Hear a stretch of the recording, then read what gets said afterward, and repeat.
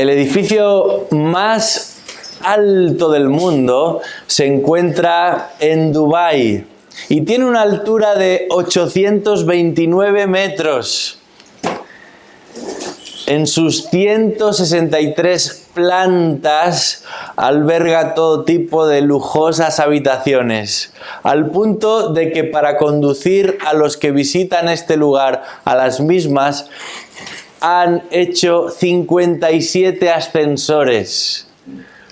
Y hasta hay un hotel incluso en el interior. Fue construido en un tiempo de 5 años y más de 12.000 personas trabajaron en la tarea de elevar ese gran edificio. Resulta tan imponente que puede ser visto hasta a 100 kilómetros de distancia. Espectacular. No sé si nos atreveríamos a subir a la última planta y asomarnos a la ventana, especialmente los que padecen de vértigo, pero sin duda nos admiramos ante una construcción como esta.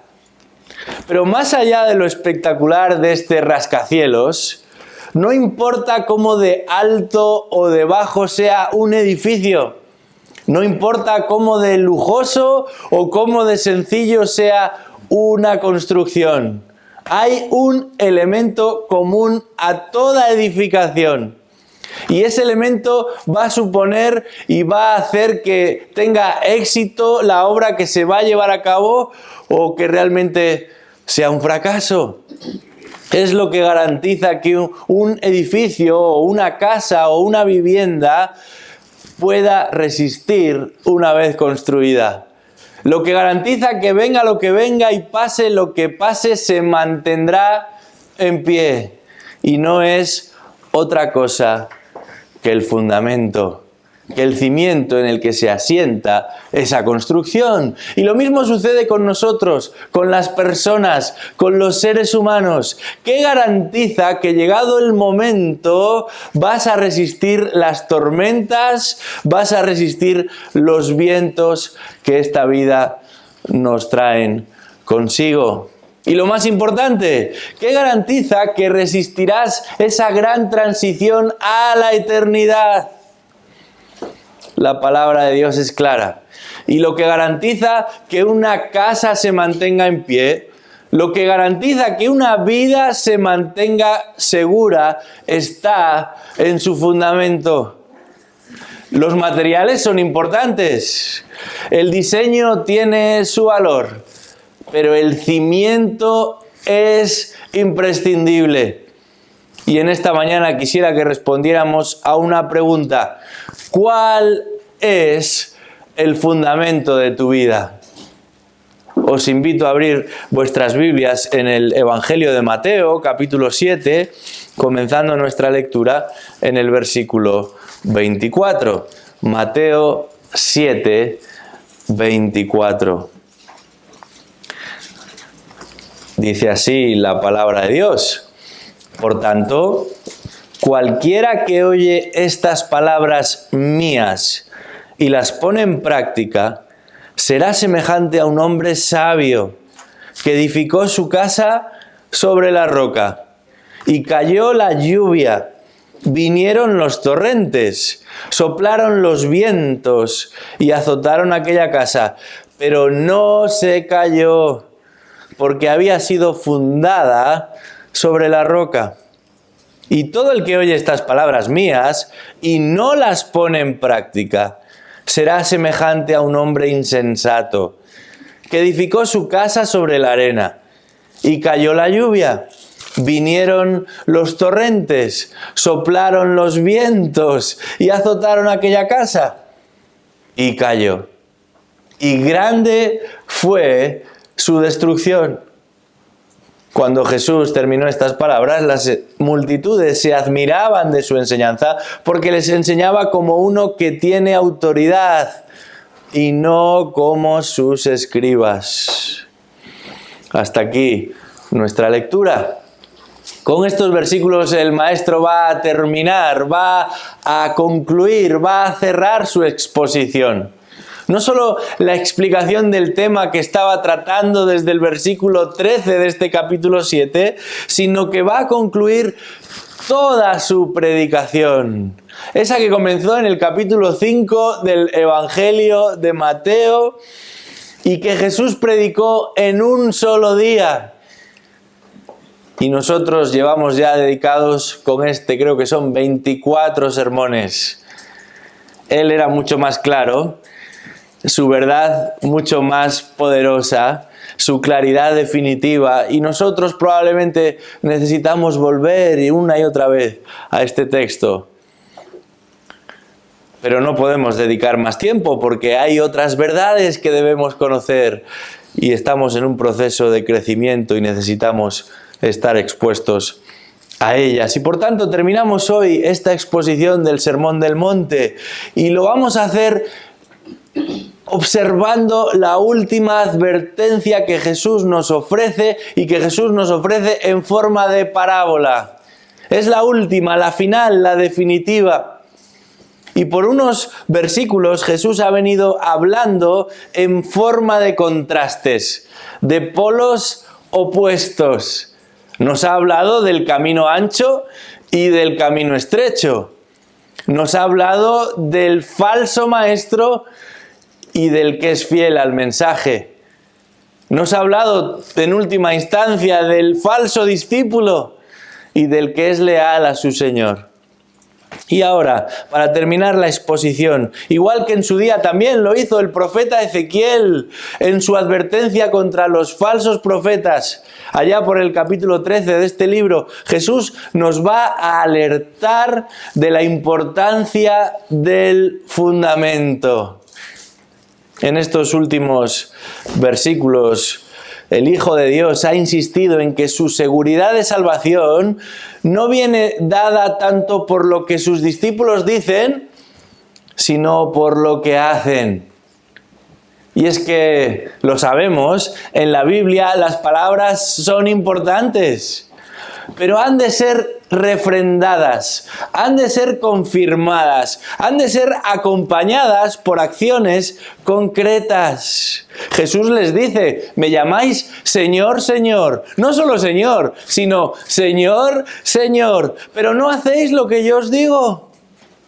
Del mismo modo que el árbol, dice Jesús, confirma su buena salud por el fruto que se le supone que ha de producir, los hijos de Dios deben actuar como lo que son, hijos de Dios. Los ciudadanos del reino deben conducirse como lo que son, ciudadanos del reino, discípulos de Cristo. Y este pasaje nos plantea una pregunta, y es una pregunta incómoda, una pregunta que nos obliga a examinarnos a nosotros mismos, que nos obliga, como dice Santiago, a escudriñar, a inquirir, a analizar si somos hacedores de la palabra o solamente oidores, añade Santiago, que se engañan a sí mismos. La palabra de Dios es como ese masaje de un profesional que está tratando un problema de espalda, un problema muscular. Hay muchas personas que dicen saber dar masajes, ¿verdad? Y supuestamente son muy relajantes. Y nadie le dice que no a un masaje relajante. Pero normalmente esos masajes lo único que hacen es empeorar la situación. El masaje del profesional es el que es efectivo, pero es incómodo, nos molesta, duele, porque hay algo que hay que romper o suavizar o destensionar.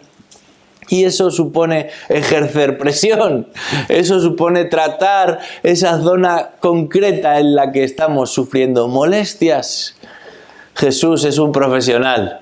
La palabra de Dios es la única autorizada y a la hora de lidiar con nuestras luchas y dificultades se va a tener que ejercer presión, se va a tener que apretar, nos va a llevar al límite de lo que somos, al punto de reconocer nuestra incapacidad y de aferrarnos a Él.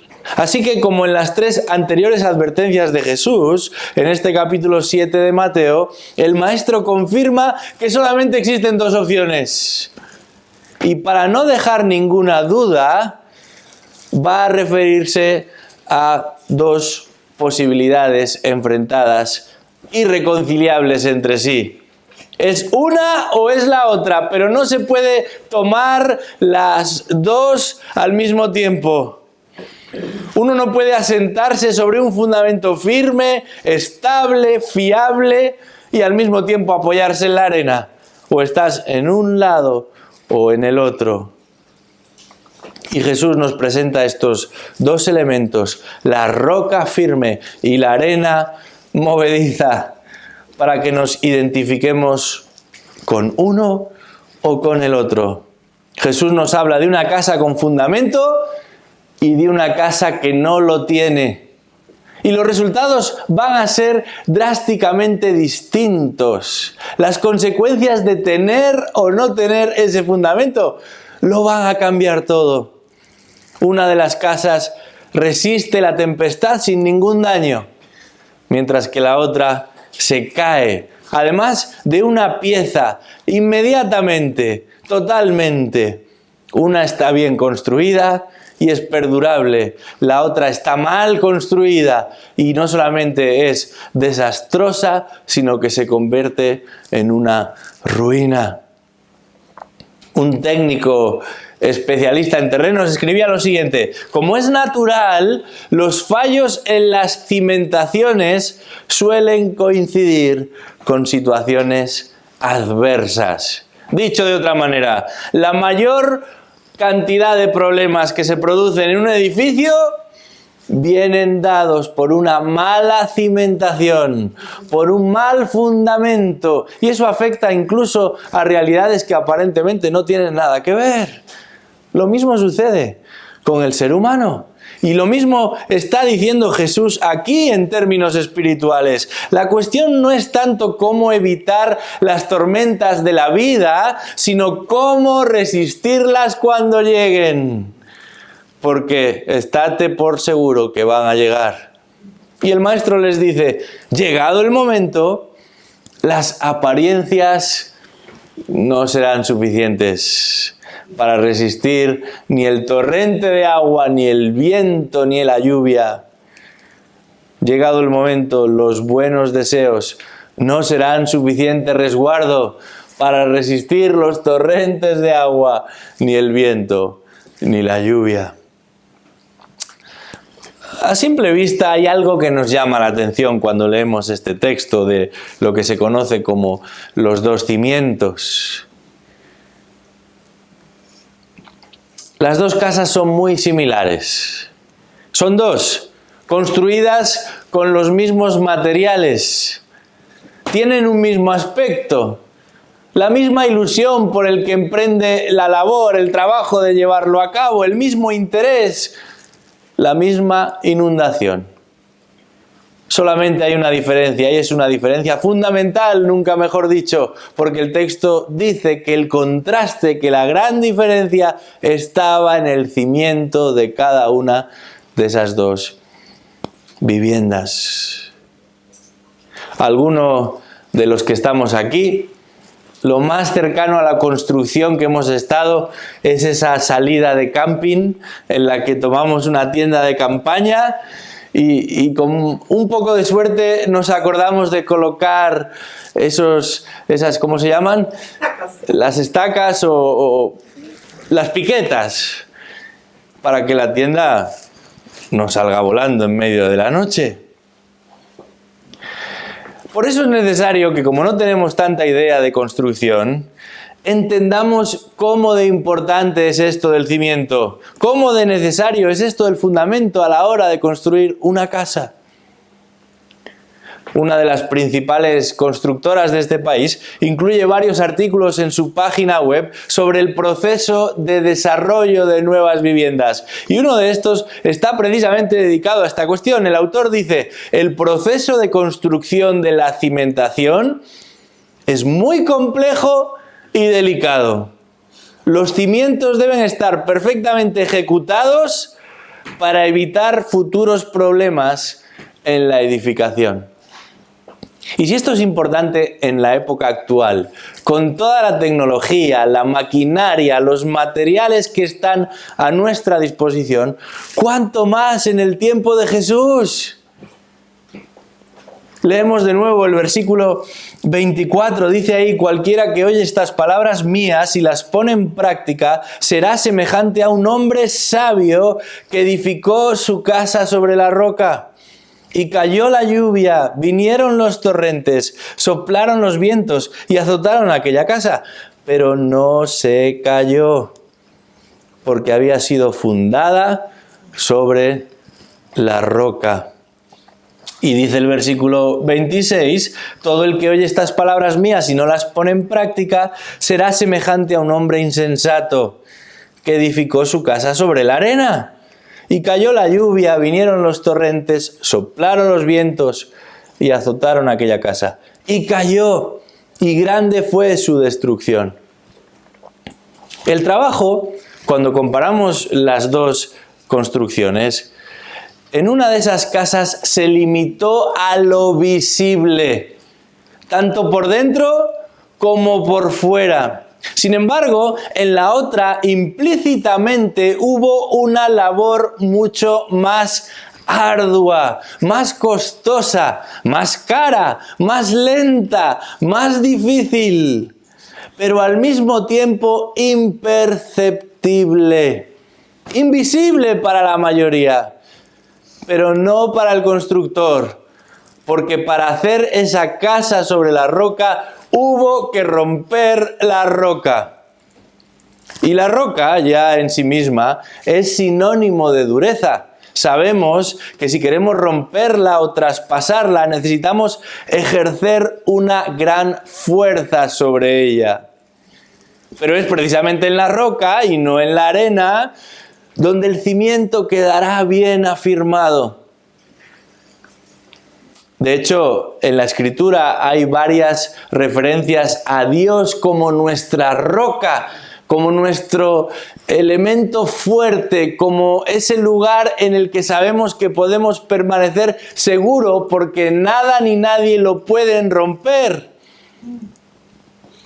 Esa es la roca donde se dice que hay que construir el fundamento. Y estamos hablando de una labor tediosa, delicada, cansada, costosa, pero es esencial.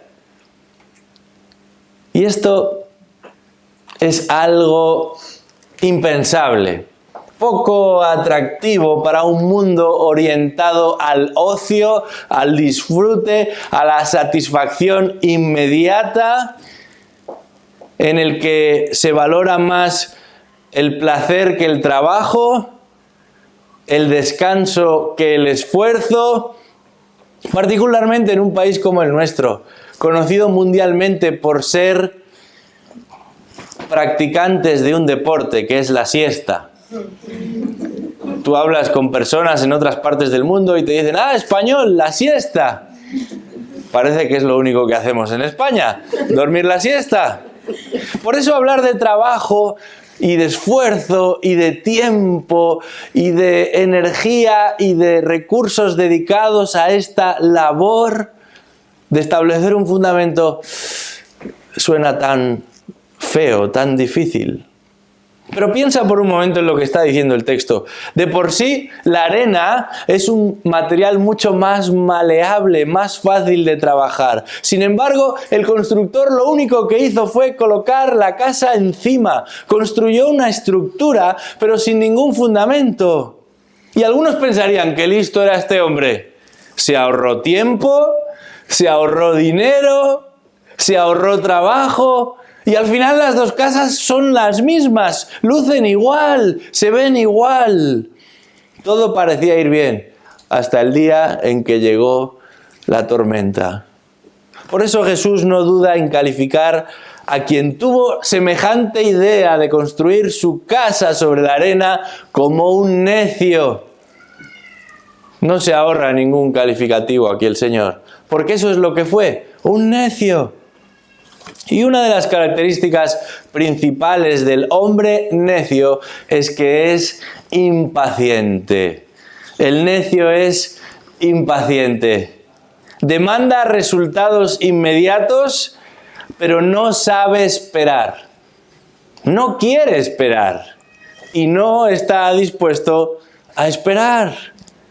O ahora o nunca. Como ese niño caprichoso que dice, quiero el helado, pero lo quiero ya. Y si no me lo das ahora, ya no lo quiero.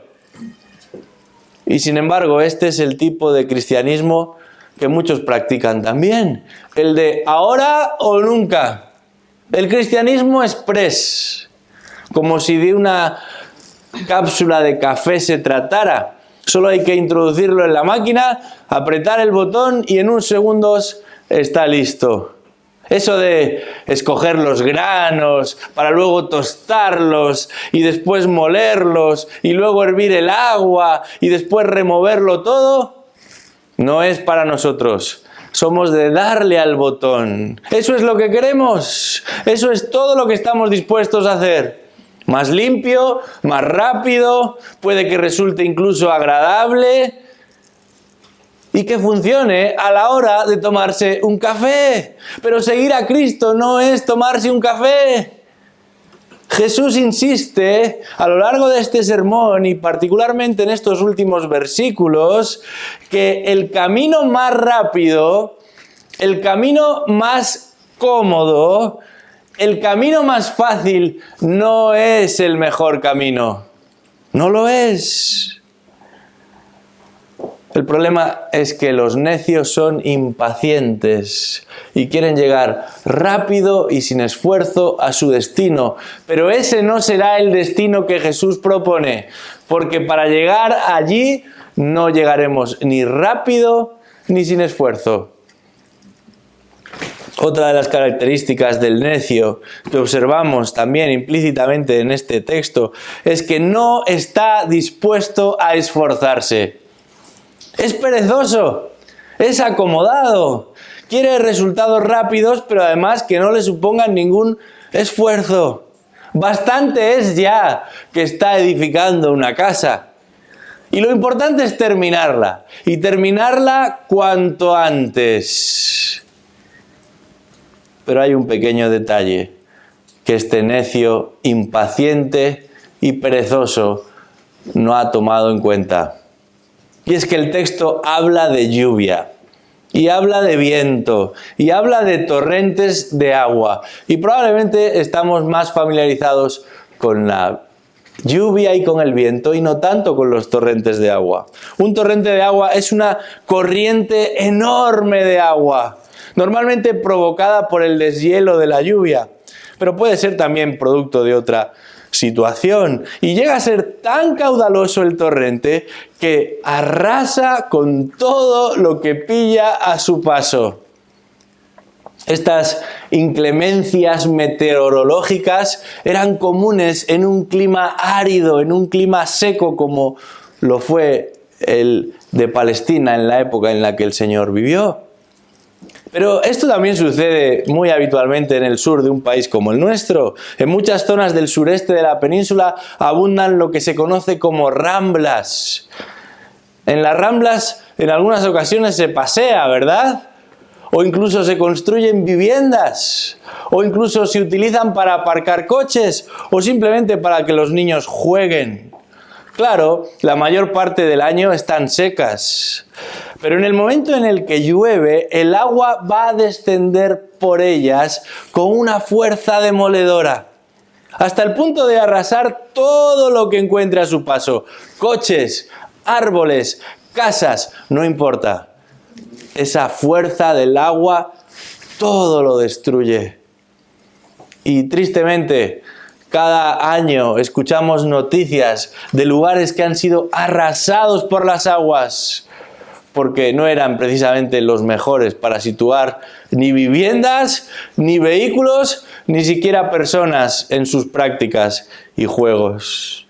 Una corriente de agua como esta fue la que afectó a estas dos construcciones que Jesús nos relata aquí, pero de una manera muy distinta. A una no pudo ni tan siquiera agitarla, porque estaba bien cimentada, mientras que a la otra la destruyó completamente. Mira lo que dice el versículo 27. El texto señala que se desplomó de una vez, porque en realidad todo era fachada, todo era apariencia. Dice que cayó la lluvia, vinieron los torrentes, soplaron los vientos y azotaron aquella casa y se cayó. Y el verbo indica que fue un acto que tuvo lugar de una vez, no fue un proceso. ¡Pum! Se derrumbó. Algo similar sucede con las personas. Parece que todo va bien y en un momento, ¡pum!, se derrumba toda su fachada. Hace un tiempo se hacía viral la noticia de un japonés, un hombre de 50 años, de nombre impronunciable, ni siquiera lo voy a intentar.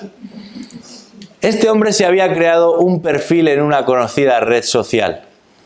Y eso de por sí no tiene nada de sorprendente. Literalmente existen millones de perfiles y sobre todo de personas de origen japonés. Lo curioso es que haciendo uso de distintos filtros se hacía pasar por una chica adolescente, y se había convertido en una especie de influencer, de persona que muchos seguían y a la que muchos le daban like. Fue tan popular el caso, su aspecto, sus palabras, su estilo de vida, todo encajaba tan bien que hasta un programa de televisión se paró a analizarlo y entonces descubrió el engaño.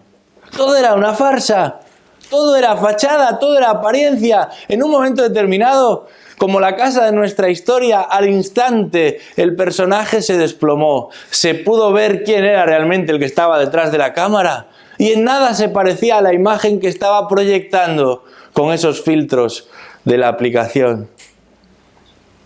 Antes o después, la resistencia de nuestra casa va a ser puesta a prueba.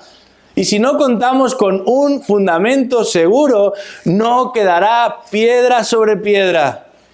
Y no importará cuáles fueran nuestras intenciones, o la imagen que trasladamos a los demás, o lo que piensen de nosotros, ni siquiera lo que nosotros pensemos acerca de nosotros mismos. Es la palabra de Dios y aún nuestra propia experiencia la que confirma que los torrentes inesperados de agua son una realidad para todos. Todos vamos a sufrirlos, ya sea en mayor o en menor grado, pero todos vamos a llorar. El torrente llegará, las tormentas de la vida y sobre todas las cosas, el último gran vendaval, el definitivo, el que desemboca en la muerte llegará. Esta tormenta, a la que antes o después nos enfrentaremos, todos sin excepción, es precisamente la que Jesús tiene en mente cuando pronuncia estas palabras. En Mateo 7, versículo 21, está hablando a sus discípulos de la entrada al reino de los cielos. Porque un día todos tendremos que presentarnos delante de Dios. Quizá la estructura de tu vida pueda ir campeando las ventiscas aquí y allá. Pero cuando llegue el momento del fin, el momento de la tormenta definitiva, yo te pregunto en esta mañana, ¿estás preparado para enfrentarte a la eternidad? ¿Estás preparado para enfrentarte al autor de la vida? Jesús insiste en que hay un solo fundamento. Y la pregunta es ¿cuál? Porque si la arena no sirve, si el camino fácil no sirve, si la palabra del que dice paz, paz y paz sobre paz no sirve, si hay personas que se presentan como genuinos seguidores de Cristo, pero realmente no lo son, entonces, ¿cuál es ese fundamento seguro en el que puedo descansar y en el que puedo tener la seguridad de que mi esperanza eterna está a buen recaudo?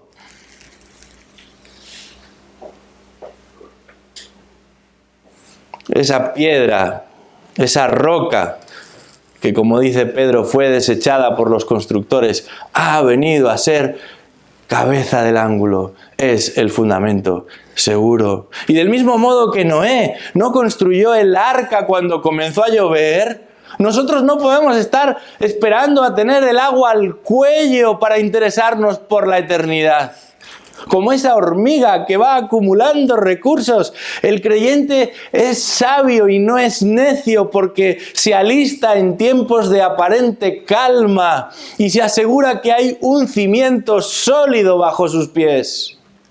El cristiano genuino lo es porque Dios le ha salvado y descansa en la roca que es Cristo. Ahí está su seguridad. Lo anunciado por el profeta Isaías, el capítulo 28 de su gran libro, se cumplió en Cristo. Dice así la palabra de Dios. En boca de Dios habla el profeta y señala: he aquí pongo por fundamento en Sión una piedra probada, angular, preciosa, fundamental, bien colocada. Y añade: el que crea en ella no será perturbado. Qué preciosas palabras que salen de la boca del Dios viviente. Este es aquel que murió en una cruz por nuestros pecados y que resucitó al tercer día. Este es el único fundamento posible para una fe genuina que aspira un día a estar en gloria, contemplando y adorando a su Salvador.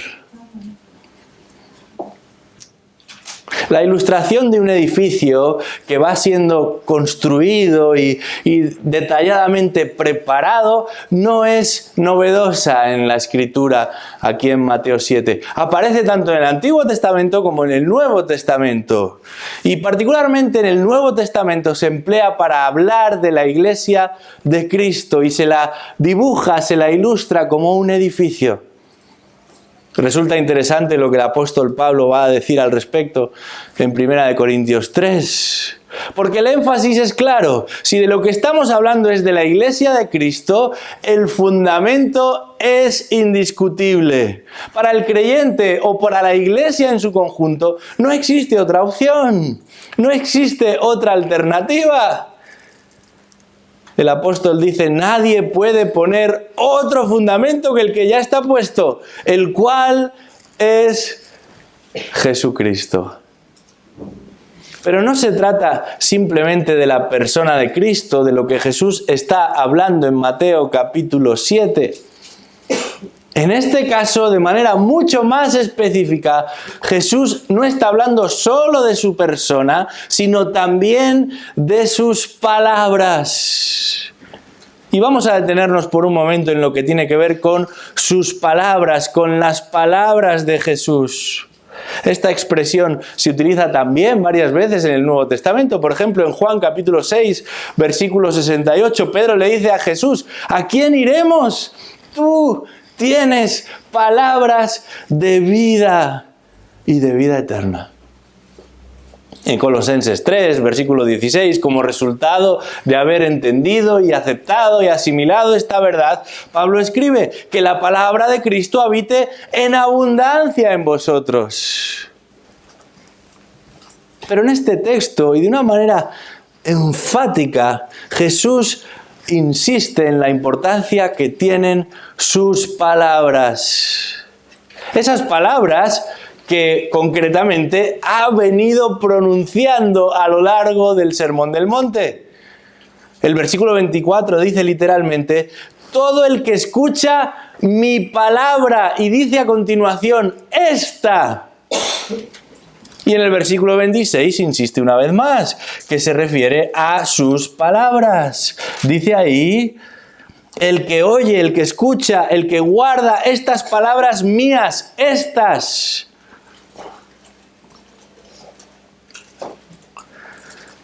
Tengo que clarificar algo. Algunas personas hoy se refieren a las palabras de Jesús como si fueran algo distinto al resto de palabras que encontramos en la Biblia. Como si tuviéramos que distinguirlas, como si tuviéramos que diferenciarlas del resto. Y no me refiero simplemente al hecho de que en algunas Biblias, como es el caso de la mía, estén escritas en rojo. Esta es una buena ocasión para demostrar si realmente creemos en una manera práctica en la Trinidad o no. Si Jesús es Dios y la Biblia es la palabra de Dios, inspirada por el Espíritu de Dios, entonces lo que Jesús dice es lo que Dios dice. Y esto tiene dos implicaciones directas. Por un lado, la primera es que no puede haber contradicción entre lo que Jesús dice y lo que Dios dice. Dicho de otro modo, no existe una cara A, que es el mensaje de Jesús, y una cara B, que es lo que enseña el Antiguo Testamento, o lo que dice en otras partes del Nuevo Testamento. No es que hay un Jesús amable y me acerco a Él porque es muy majo, y luego hay un Dios que muchas veces es un gruñón, y que nos quiere cortar la fiesta, y nos quiere frenar, y nos quiere limitar, y nos quiere reducir, y nos quiere fastidiar. Esto es lo que predican algunas personas hoy.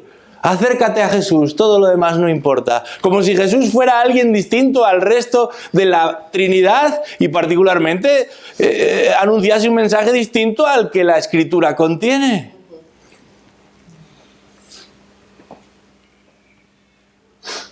Eso solo habla de ignorancia o de manipulación. Y las dos son terribles compañeras de viaje. Algunos consideran que este sermón del monte es el culmen, el punto más álgido de la enseñanza de Cristo. A mí me encanta el sermón del monte. Lo disfruto, he aprendido mucho a lo largo de este estudio.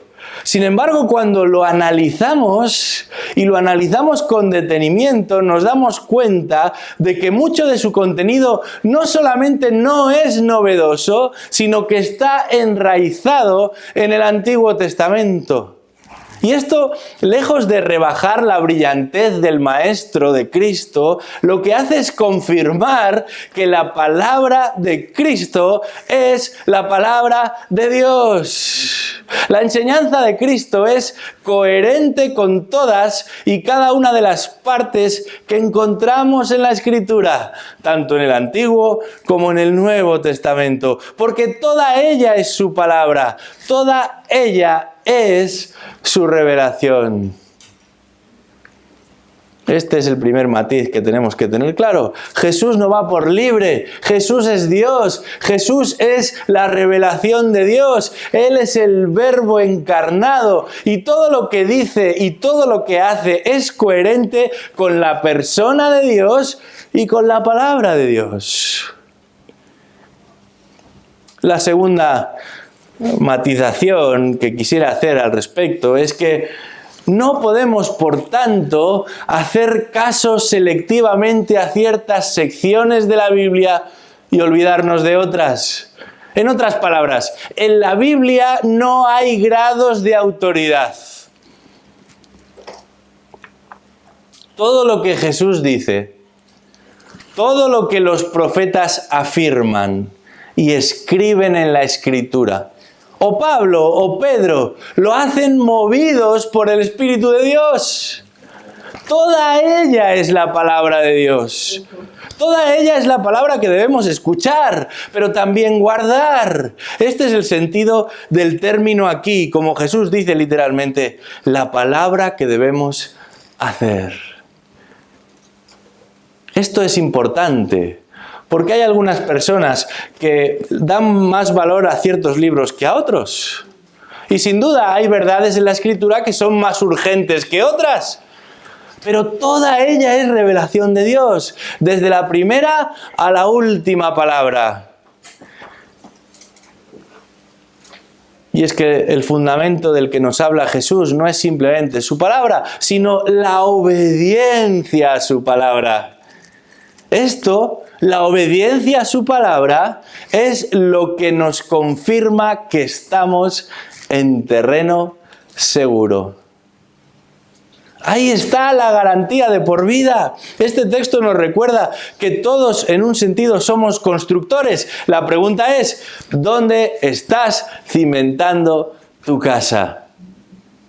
Y si los que dicen ser de Él desean responder a todas estas demandas que encontramos en el Sermón del Monte, a todo lo que Él nos ha enseñado aquí,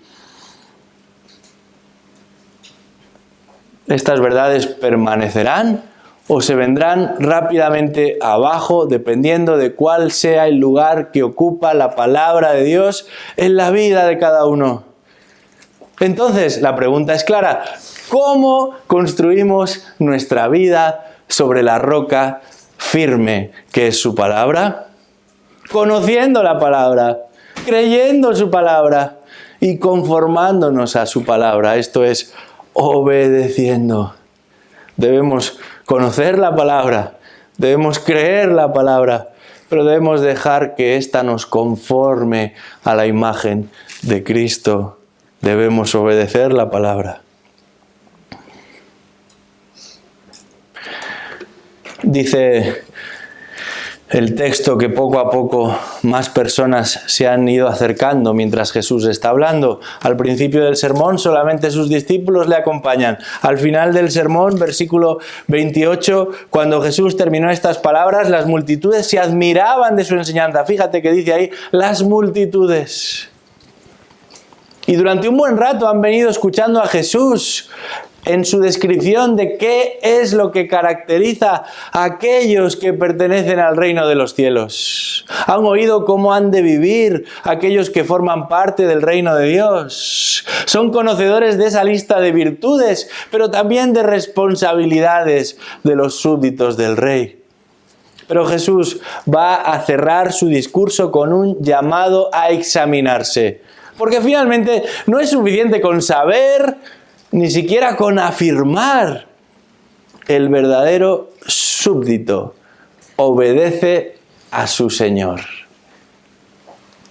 Y está claro que la mayoría de los que están escuchando a Jesús reconocen su autoridad. No hay comparación. Al lado de los escribas y maestros que conocen y que les enseñan en sus sinagogas, Jesús es muy superior. Les enseña como uno que tiene autoridad. Y la idea ahí es que no solamente domina el contenido y sabe de lo que habla, sino que es tajante, no deja lugar a dudas, afirma lo que afirma y niega lo que niega. Y sus gramáticos, traducción literal de escribas, los especialistas en la ley, los estudiosos, se habían entregado a un sistema de interpretación tan confuso, tan oscuro, que no eran capaces de dar un sí por sí y un no por no. Empezaban a citar a diferentes rabinos y especialistas y decían, bueno, uno dice esto y el otro dice aquello. Y luego había varias escuelas y según con la que dieses dirían una cosa o la otra. Jesús no era así. Él venía a hablar de una manera sencilla y clara. Mi palabra es la palabra de Dios.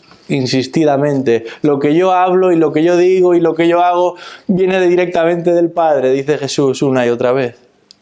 Así que se admiran de su autoridad. Y aunque al principio Jesús habla solamente para sus discípulos, son muchos los que ahora se desplazan kilómetros con el fin de ver qué es capaz de hacer. Pero hay un detalle muy importante. Jesús no se conforma solamente con su admiración.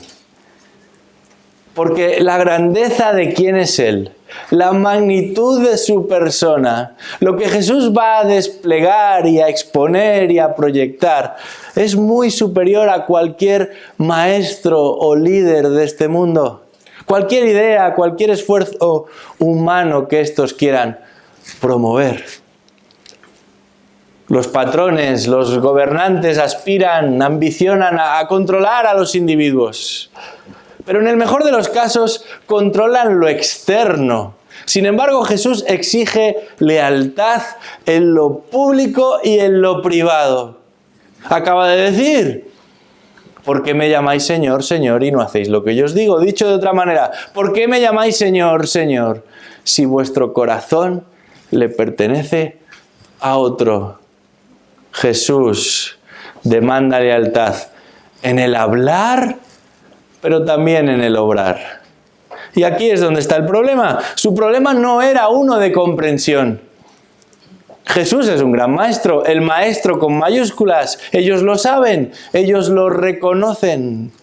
Su problema no es de comprensión, sino de obediencia. Pero ¿qué clase de Señor? ¿Qué clase de rey? ¿Qué clase de Dios? Es uno al que sus siervos no le obedecen. Es por eso que Él no puede conformarse con menos. Y hay una palabra de 2 letras en nuestra historia que lo cambia todo. Mismas instrucciones, misma vecindad, misma apariencia, pero distinto destino. El versículo 24 decía, el que oye sus palabras y las pone en práctica. Pero el versículo 26 decía, el que oye sus palabras y no las pone en práctica. Una palabra muy cortita, 2 letras, N-O. Pero qué respuesta tan distinta a un mismo mensaje. Y sobre todas las cosas, qué consecuencias tan distintas a una misma instrucción. Solamente el primero de los constructores obedeció la instrucción y los resultados fueron evidentes. Su casa permaneció en pie, aún en medio de las tormentas. Este texto nos recuerda que en realidad todos somos constructores y la cuestión es, ¿dónde estás cimentando tu casa? Porque llegado el momento, tus obras no serán suficientes. Tus sentimientos no serán suficientes. Tus intenciones no serán suficientes. Solamente en Cristo tenemos palabras de vida. Y solamente obedeciendo la palabra de Cristo tenemos la garantía de que el resultado será el que Él nos ha prometido garantizar. Que esta sea la realidad de los que estamos aquí hoy, en esta mañana. Vamos a orar. Padre nuestro, Padre celestial,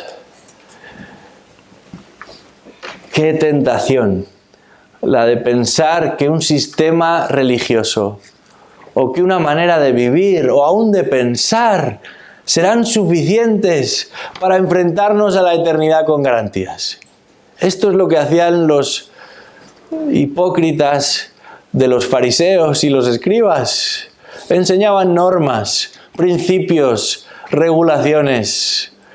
Les decían a la gente que si hacían esto, dejaban de hacer lo otro. Entonces sí, podían tener tranquilidad. Pero tú nos enseñas que no hay nada bueno en nosotros. Que nuestro corazón está sucio, está contaminado. Que nuestra realidad como criaturas caídas es que vivimos alejados de ti y no hay nada que podamos hacer para acercarnos al que es santo, puro, limpio, mientras nosotros no lo somos. Es por eso que valoramos tanto el mensaje de Jesús, porque Él nos enseña que ha sido abierto un camino vivo y nuevo. Un camino que solamente el Hijo de Dios podía preparar y transitar primero, para que nosotros le sigamos después. Y es por eso que en esta mañana, y tras haber sido expuestos a esta pequeña parábola, nos damos cuenta de que solamente siguiéndole a Él podemos estar seguros. Solamente obedeciéndole a Él podemos alcanzar certeza de ir en la dirección adecuada. Es por eso que te pedimos que conformes nuestro corazón al tuyo, que permitas que nuestra mente sea la mente de Cristo, que nuestra manera de ver la vida, aún de contemplarnos a nosotros mismos, sea la de Cristo. Que no nos apoyemos ni nos refugiemos en nuestro carácter ni en nuestra intención, en nuestro sentimiento o aún en nuestra convicción, sino en Cristo. Que sea Él el que pilota nuestra nave, el que dirige nuestro batallón, el que lidera nuestro ejército, el que nos protege y al mismo tiempo el que nos preside. Pedimos esto en el nombre de Jesús. Amén.